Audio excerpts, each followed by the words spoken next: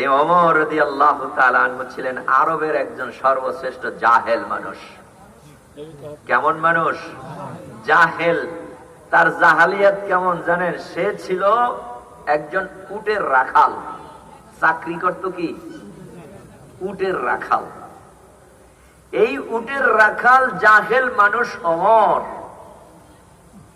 কোরআন গ্রহণ করে কেমন মানুষ হলেন দেখেন। এই আবু জেহেলের বৈঠক, এই বৈঠকে সিদ্ধান্ত হয়েছে যে মুহাম্মাদের মাথা আনতে পারবে তাকে 100 উট পুরস্কার দেওয়া হবে। বৈঠকের মধ্যে জনসভায় অনেক মানুষ, কে পারবে মুহাম্মাদের মাথা আনতে তাকে 100 উট পুরস্কার দেওয়া হবে। কেউ কথা বলে না, সব চুপ হয়ে বসে আছে। কারণ এমন একটা মানুষের মাথা আনতে হবে যেই মানুষটা আরবের সর্বশ্রেষ্ঠ বংশের সুপুরুষ। এমন একটা মানুষের মাথা আনতে হবে যেই মানুষটা জিন্দেগিতে কোনোদিন একটা মিথ্যা কথা বলেন নাই। এমন একটা মানুষের মাথা আনতে হবে যেই মানুষটা কোনোদিন মানুষের সঙ্গে খারাপ আচরণ করেন নাই। এমন একটা মানুষের মাথা আনতে হবে যেই মানুষটার মতো এত সুন্দর চেহারার মানুষ পৃথিবীতে আর কোনোদিন আসে নাই, কিয়ামত পর্যন্ত আসবেও না। এমন একটা মানুষের মাথা আনতে হবে যেই মানুষটা 63 বছরের জিন্দেগিতে একটা অশুদ্ধ ভাষায় কথা বলেছেন, তার কোন ইতিহাস খুঁজে পাওয়া যায় না। ওই মানুষগুলোর মধ্যে সবচেয়ে জাহেল মানুষ যেটা, ওই মানুষটার নাম কি?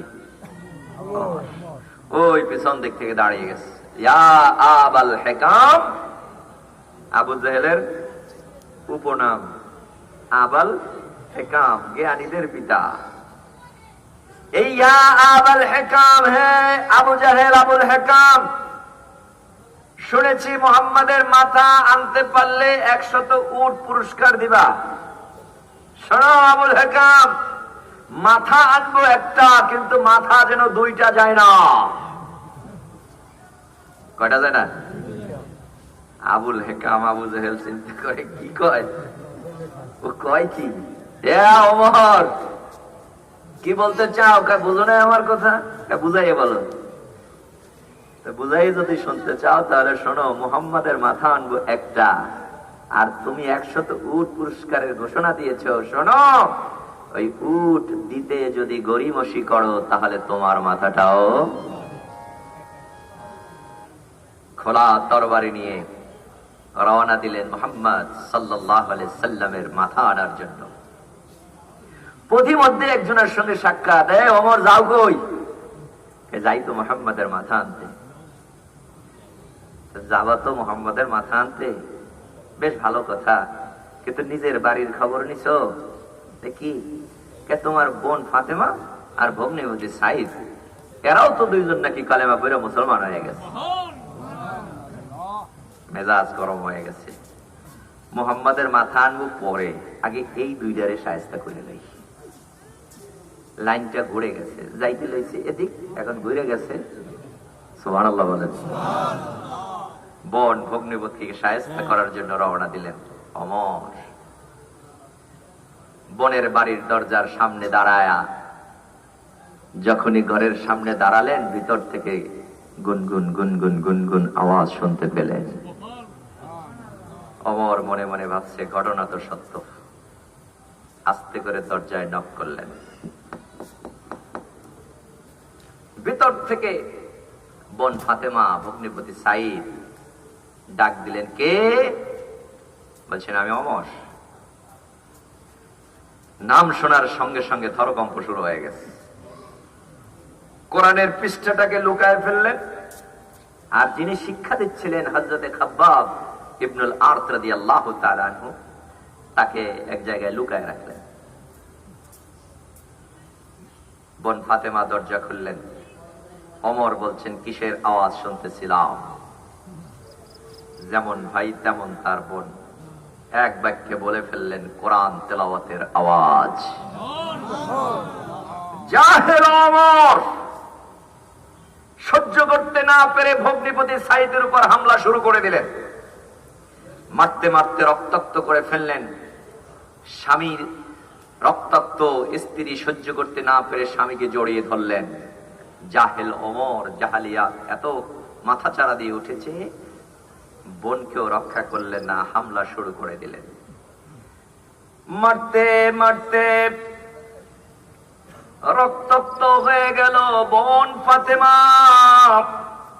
এবার ওমর ডেকে বলেন, ও ফাতেমা, হয়তো কোরআন ছাড়বি নয়তো জীবন দিবি, কোনটায় রাজি? বোন ফাতেমা বলছেন, ভাই জীবন দিতে রাজি, কিন্তু যেই কোরআন গ্রহণ করেছি এই কোরআন ছাড়তে রাজি না। বোনের প্রতি ভাইয়ের দরদ আছে না নাই? ওমরের অন্তরে কথাটা রেখাপাত করেছে, কি ব্যাপার, যেই কোরআনের জন্য জীবন দিতে চায় কিন্তু কোরআন ছাড়তে রাজি নয়, কি আছে এই কোরআনের মধ্যে? ওমর ডেকে বলে, ও ফাতেমা,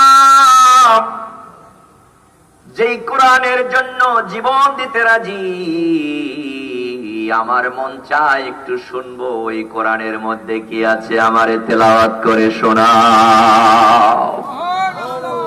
বোন বলে, ভাই শোনো, এটা এমন এক কোরআন, আমার আল্লাহ এই কোরআনের ব্যাপারে বলেছেন, লা ইয়ামাসসুহু ইল্লাল মুতাহহারুন। এটা এমন এক কিতাব, যেই কিতাব পবিত্রতা ছাড়া স্পর্শ করা যায় না। এটা এমন কোরআন, যেই কোরআন বিনা ওযুতে ধরা যায় না। এটা এমন কোরআন, যেই কোরআন অপবিত্র অবস্থায় স্পর্শ করা যায় না। ওমর বলেন, কি করতে হবে? তাহলে তোমাকে গোসল করতে হবে, ওযু করতে হবে। ওমর গোসল করলেন, ওযু করলেন। এবার ওমর ডেকে বলছেন, আমার একটু কোরআন তেলাওয়াত করে শোনাও। এবার কোরআনের ওমরের সামনে তেলাওয়াত শুরু হয়ে গেল। তাহা মা আনসালনা আলাইকাল কুরআনা লিতাশকা ইল্লা তাযকিরাতাল লিমান ইয়াখশা তানসীলাম মিম্মান খালাকাল আরদা والسماوات العلى الرحمن على العرش استوى الله أكبر। কোরআনের এক একটা হরফ ওমরের কলিজার মধ্যে এক একটা তীরের ন্যায় আঘাত করতেছে। আল্লাহু আকবার।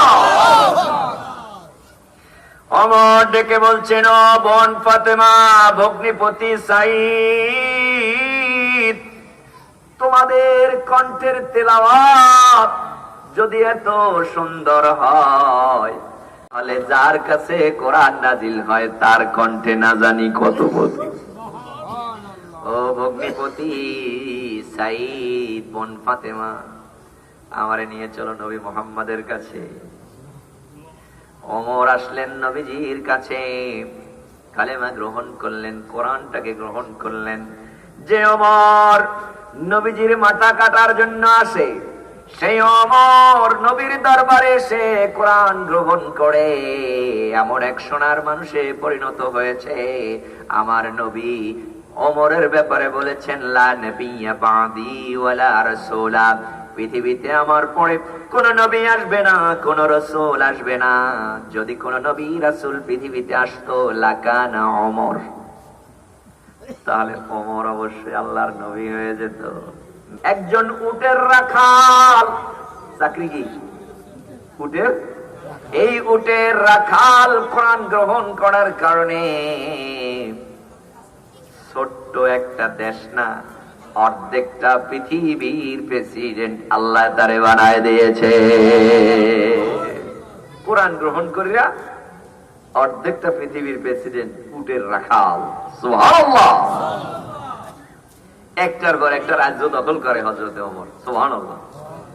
মিশর যখন দখল হয়, মুসলমানদের চলে এসেছে, মুসলমানদের দখলে যখন মিশর রাষ্ট্র চলে এসেছে, হযরতে ওমর মিশরের একজন গভর্নর নিযুক্ত করলেন, নাম হলেন আমর ইবনুল আস রাদিয়াল্লাহু তাআলা আনহুকে।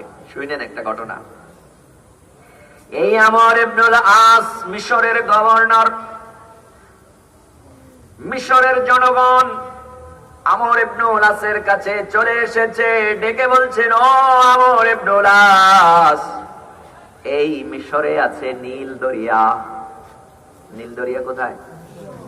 মিশরে। নীল দরিয়ার পানি শুকিয়ে যাচ্ছে। পানি যদি শুকিয়ে যায় তাহলে আমরা আর ফসল ফলাতে পারি না, পানি সেচ করতে পারি না, দেশে দুর্ভিক্ষ দেখা দেয়। তবে আমাদের এই মিশরের নিয়ম হলো, পানি যখন শুকিয়ে যেতে থাকে, একটা সুন্দরী মেয়ের হাত পা বেঁধে যদি দরিয়ার মধ্যে ছেড়ে দেওয়া হয় তাহলে দরিয়ার পানি আস্তে আস্তে বাড়তে থাকে। একটা সুন্দরী মেয়ের হাত পা বেঁধে যদি দরিয়ায় ছেড়ে দেওয়া হয় তাহলে পানি আস্তে আস্তে, এটা হলো আমাদের এই মিশরের নিয়ম।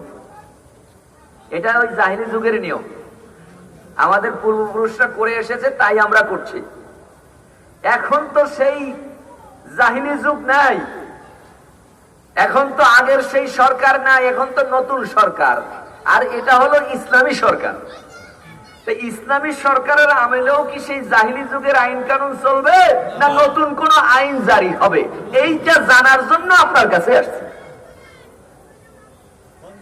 মিশরের জনগণ যখন আমর ইবনুল আসের কাছে জানতে চাইলেন কি করব, জাহিলি যুগের আইন চলবে না নতুন কোন আইন জারি হবে, হযরতে আমর ইবনুল আস কি জবাব দিবেন? কেন্দ্রীয় সরকার প্রধান হলেন হযরতে ওমর। জোরে বলেন। কেন্দ্রীয় সরকার প্রধান হযরত ওমরের কাছে চিঠি লিখলেন, ওমর বিপদে পড়ে গেছি। কি? মিশরের জনগণ এসেছে, নীল দরিয়ার পানি শুকিয়ে যাচ্ছে।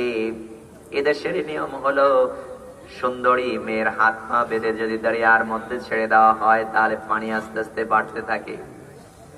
জনগণ আমার কাছে এসেছে, সমাধান চাই। কি সমাধান দিব? আমর ইবনুল আসের চিঠি পেয়ে ওমর পাল্টা চিঠি লিখলেন। সুবহানাল্লাহ বলেন।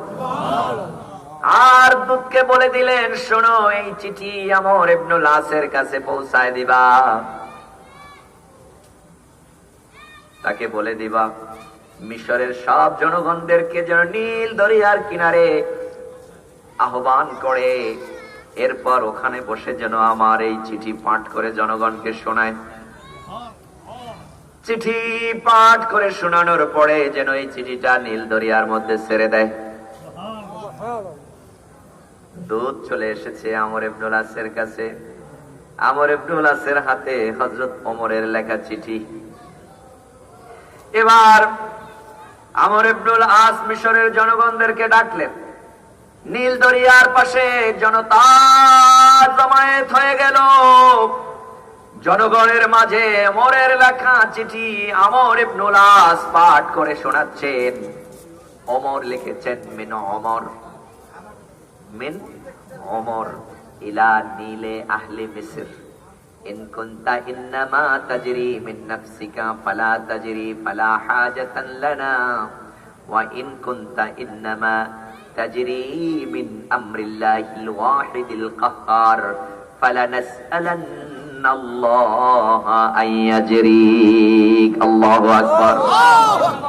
ওমর লিখেছে মিন ওমর, ওমরের পক্ষ থেকে, ইলা নীলে আহলে মিসর, মিশরের নীল দরিয়ার নিকট। কার নিকট? আমর ইবনুল আসের কাছে নয়, মিশরের জনগণের কাছে নয়। ওমর চিঠি লিখেছেন একটা নদীর নিকট। সুবহানাল্লাহ। কি লিখলেন? ওমর লিখেছেন, ও নীল দরিয়া শোনো, ইন কুনতা ইন্নামা তাজরি মিন নাফসিকা ফালা তাজরি ফালা হাজাতান লানা। ও নীল দরিয়া শোনো, ইন কুনতা ইন্নামা তাজরি মিন নাফসিকা।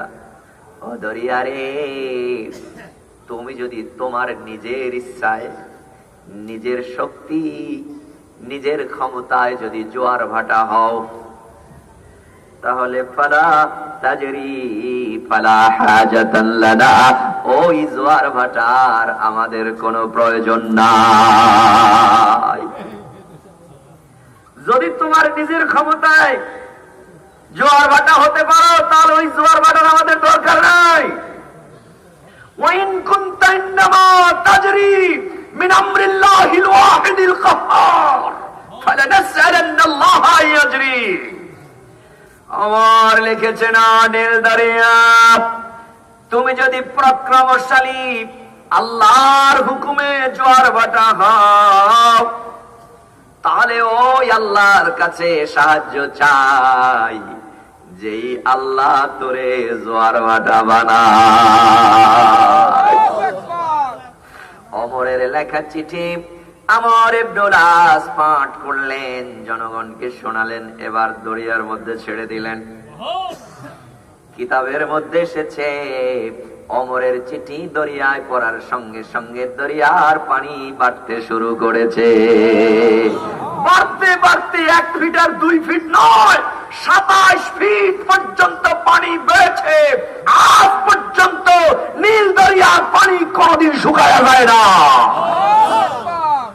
যে ওমর রাসূলুল্লাহর মাথা কাটবে, ওই ওমরের লেখা চিঠিতে দরিয়ার পানি পর্যন্ত বেড়ে যায়।